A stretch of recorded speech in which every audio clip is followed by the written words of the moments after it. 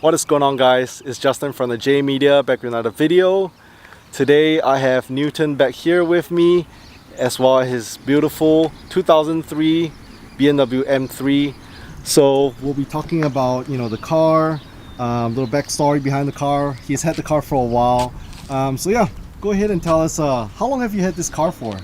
Yeah, it's been a while. I had it since 2014, so what is that, 8 years now? Okay, yeah. Dang, so quite a while. Yeah. When you got this car, was it pretty much bone stock? Yeah, bone stock.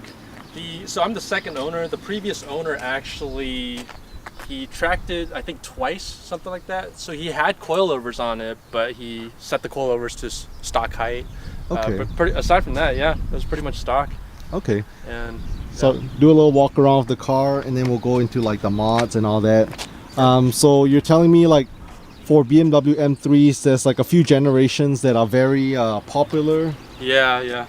So this is the E46 M3, E46 generation. One of the most popular ones, I'd say. The other ones are probably E30, the original E30 M3. The E90, E92, those are really popular as well. This one's the inline six, 3.2 liter, revs to 8,000 RPMs, rated at about 333 horsepower stock. Okay. Yeah. Nice. So this car, it is not his daily driver. This is actually his trek car. He has seen quite a few trek days in this car. So we'll walk around and I'll show you guys inside out. Aesthetic wise, has a very like OEM plus look to it. Newton is a huge BMW guy. He's also building a BMW M5 right now. That's the project car, but this is the good old trek car that he has had for a while. Alright, so I guess we can jump right into it. So mods wise, if you can kind of give us a quick like rundown on what kind of mods you have done to the car. Sure, yeah. So mechanically, it's actually fairly stock. I have, in terms of the engine, I have headers. So it's running catless headers right now. It has a off-the-shelf tune. Nothing too crazy there. I dynoed it at 306 to the wheels. A stock E46 M3 dyno is at about 280-ish, more or less, give or take. I used to have a straight pipe setup on this, but it was way too loud, so I went back to the stock muffler, because these cars are actually, a lot of people know them as a fairly raspy engine. So I try to quiet it down, and I'm also getting older, so I wanted a little bit of a quieter car.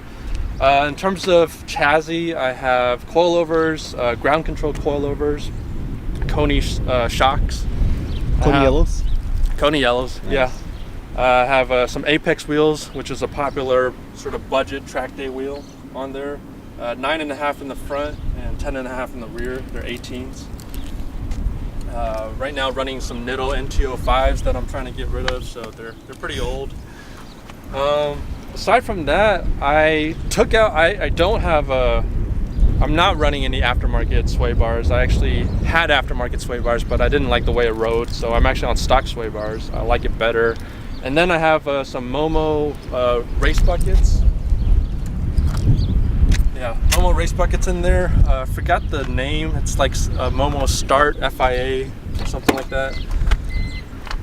And yeah, I have a Kirk racing roll bar as well.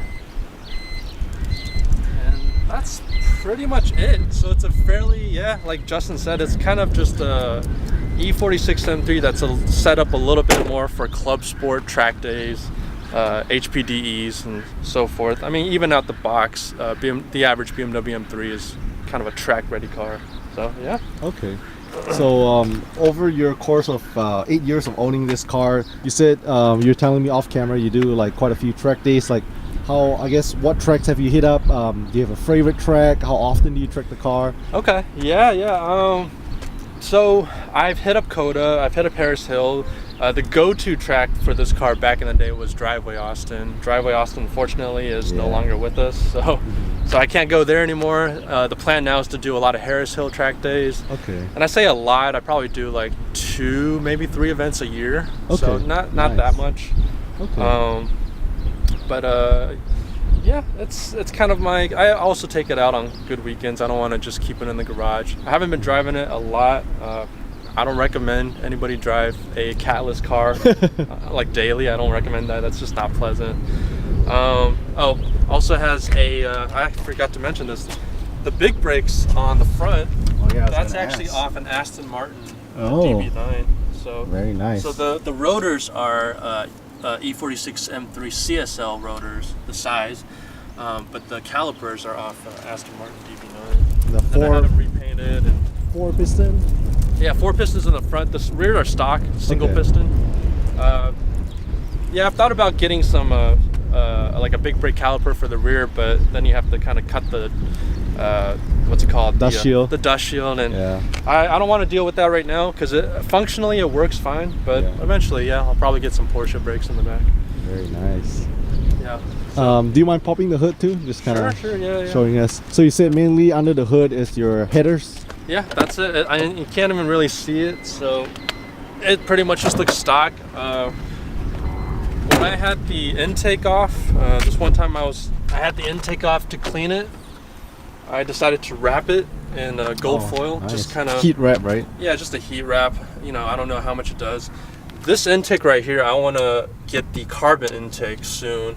You know, that's an expensive intake, but I want to get like a Turner Motorsport carbon intake, and that'll replace this whole piece right here. Oh wow! Yeah, and that'll be really nice once I do that. Yeah. So it's not just the box that it replaces; it replaces this whole thing. Yeah. So this is an ITB car, individual throttle bodies. You can see like 6 individual throttle bodies. So this whole there's no intake manifold, so to speak. This is the plenum, so it's like an intake plenum. Okay, wow. And I never seen a stock ITB setup because I've always seen, you know, the stacks. the stacks, the velocity stacks. So like, I'm used to seeing that. So when seeing this, I'm like, wow. Yeah, okay. Wow. And I thought about running the stacks as well before, but the stacks they're a little bit more formal or function because on a track day you start heat soaking really bad with the stacks. But like the stacks on these cars for 1 or 2 pulls, they make a lot of power because it's just the air just comes right through here. Right. I heard it's kind of hard to tune with the ITBs. That's what I heard too. On these cars, so if I get the carbon intake, the way I have to tune it is I have to just tune out the MAF, just run no MAF. Gotcha. So it would be the same as stacks, just have no MAF. Okay, very nice. And you say it's an inline 6 motor? Yeah, inline 6. I have headers, fab speed headers. You can't really see them because they're covered up by the shield. Like a shield. But yeah, 3.2 liter. Nice, very clean. Yeah, I added I forgot the brand of Laminix. Yeah, Laminix film. Nice. I did that because the M3 GTR, which is the hero car in Need for Speed Most Wanted. Everybody knows that car from Need for Speed Most Wanted. The M3 GTR back in the day, a lot of them ran the yellow headlights, and that kind of just pays homage and also kind of protects it from rock chips and so forth. Yeah, very nice, very nice. Yeah, so like this build is so. I remember when I first met Newton a while back, and I saw this car in the garage. So obviously the first thing that stood out was that roll cage. So you already know this car means business. Yeah, has it all gutted on the rear. Is it welded or bolt-in? It's bolt-in. Bolt-in? Okay. Yeah, it's bolt-in. It's a Kart Racing roll bar. And for a while I had a harness, but then I got rid of the one because I didn't really like it. So I'm going to go back and try to go get some different 5-point harnesses. Okay. Try to get fitted. But yeah, that's pretty much just if I were to describe it, this is kind of like a almost like an M3 GT3, like my version of an M3 GT3 type of deal. Very nice. And in terms of like alignment specs, do you have to set it up a certain way to track it, or do you have any like I don't know, any sort? You say no sway bars right now, but do you have any sort of like camber arms, or do you have to do special camber adjustments, anything like that? So the front has camber plates. I'm trying to remember what the camber is at the front. I think it's -2.5, maybe -3 in the front. And I'm running about -2 in the rear. Stock camber arms in the rear. The spring rate I'm running is a little bit stiffer. Well, it's not stiff for a track car because track cars, they'll run 800-pound springs, but I have 600-pound springs in the rear and I think 500 in the front. Okay. And I don't like sway bars because it kind of kills the articulation of the suspension.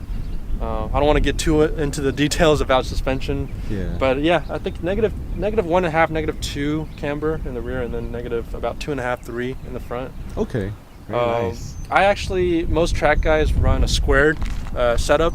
This is a staggered setup because I actually really don't like the way squared looks on these cars, because when you run squared, the fronts are very aggressive. Yeah, they stick all the way out, and then the rears are kind of sunk. Okay. But yeah, square is the way to go if it's actually like a race car, and I run staggered because I like the way it looks. Okay, nice. Last question I have for you. So, out the box, without any modifications at all, would you say this makes a great track car? If someone were to say, okay, I'm looking for a track car, you know, I like the BMW M3s, would this generation, would this particular car be a great recommendation for anyone? Not if you're on a budget. They're expensive cars. Yeah, I think the only reason you would get an E46 M3, especially if you want to make it a track car, is if you just really like E46 M3s. Okay. If you really like BMW M3s, they're way more expensive than Miatas, way more expensive than a FRS or BRZ. Okay. They have so I didn't even get into all the maintenance, because the subframes on these cars, the rear subframe tends to tear from the body if you drive them hard, and I had to reinforce that. So that's expensive. That's a couple $1,000s. They eat rod bearings. The engine likes to go through rod bearings if you drive it hard. So every 80,000 miles, you have to replace the rod bearings. Or if you track it, you probably have to replace it every 40,000, 50,000 miles, if not more. The Vanos, which is kind of like the BMW version of VTEC, those aren't nearly as reliable as VTEC, so you have to reinforce that. Okay. If you're on a budget, no, it's not a good track car. If you really like these cars and you have the money, you set aside the budget, yeah, they're great. They feel great. Yeah, it's kind of like a S2000 with a lot more power. Okay, very nice. Yeah, maybe later on the way back we'll include some driving clips too. But Newton did a couple pulls with me in the car. It felt pretty solid, really torquey. You know, me and my Hondas, not really used to that low, I guess more like a mid-range torque curve. I'm used to the rev it up all the way before you get power. So like I said, out the box, this thing is makes enough power. Newton was saying maybe not in the straights, but definitely for track, this car from the factory gives enough power. Well, just want to thank you for sharing about the car with us. Yeah, thank you very much. Alright, so I'm just gonna wrap up this vlog here. So basically we talked about Newton's BMW M3. If you guys have any questions, anything at all, leave in the comment section below what you'd like to see. Like I said, today we'll be hanging out. We'll be doing a few separate videos, so make sure to stay tuned for other videos of this BMW M3. If you stay to the end, leave a thumbs up, hit the subscribe and notification bell. Thanks so much for watching, and we'll catch you guys in the next one.